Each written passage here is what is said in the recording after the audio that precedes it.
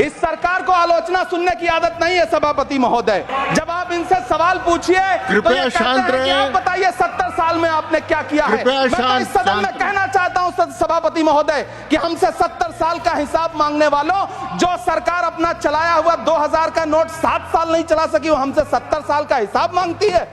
इन्हीं लोगों के लिए किसी ने शेर कहा है कि जो सच और झूठ में दूरी है वो दूरी समझते हैं, सियासी हाकिमों की हम भी मजबूरी समझते हैं।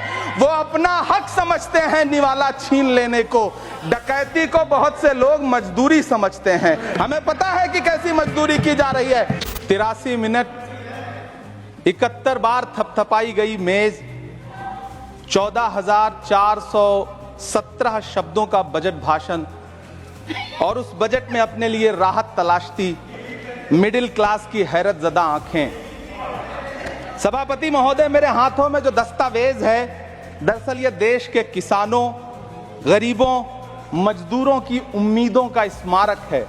ऐसा लग रहा है जैसे वित्त मंत्री महोदया ने बजट नहीं तैयार किया है, बल्कि प्रधानमंत्री जी की मन की बात का संकलन तैयार किया है। टूटा हुआ लश्कर का भरम देख रहे हैं, टूटा हुआ लश्कर का भरम देख रहे हैं, और जिल्ले इलाही के करम देख रहे हैं।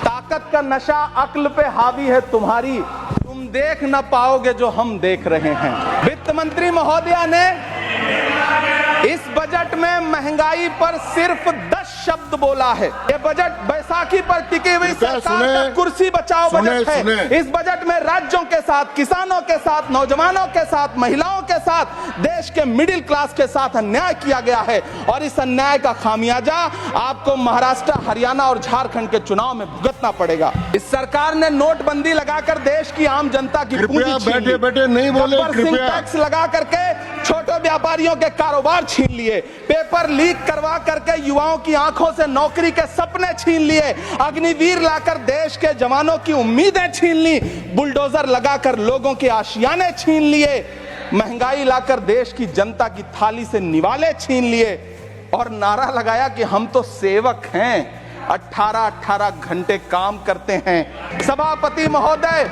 मैं यहां खड़ा होकर के अंत में आपसे कहना चाहता हूं कि इस बजट में तमाम राज्यों के साथ अन्याय किया गया है। इस बजट में युवाओं के साथ अन्याय किया गया है, महिलाओं के साथ अन्याय किया गया है, और खास तौर से महाराष्ट्र के लिए कुछ नहीं रखा गया है। महाराष्ट्र बाढ़ से जूझ रहा है, पानी बरसने से वहां 1500 से ज्यादा लोग मारे गए हैं। उस शहर को, उस राज्य को 4000 करोड़ के पैकेज की जरूरत है, ताकि जो फसलें बर्बाद हुई हैं लोगों को राहत दी जा सकी। लेकिन अफसोस, इस बजट में महाराष्ट्र के लिए ऐसा कुछ भी नहीं है। मैं आखिर में यह कहना चाहता हूं कि पिछले 7 दिन से इस बजट का बड़ा ढिंढोरा पीटा जा रहा है, इसे महान बताया जा रहा है, लेकिन कौन महान बता रहा है?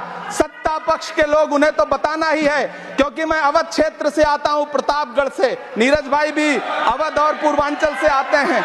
वहां एक कहावत है कि बिटिया की तारीफ किसने की? बिटिया की महतारी ने, यानी कि बेटी की प्रशंसा किसने की? मां ने। तो इस बजट की तारीफ सत्ता पक्ष करे तो करेगा ही, लेकिन विपक्ष के एक भी सांसद से आप पूछिए कि क्या उसके राज्य को कुछ मिला है, तो वो ये कहेगा कि नहीं, कुछ भी नहीं मिला है।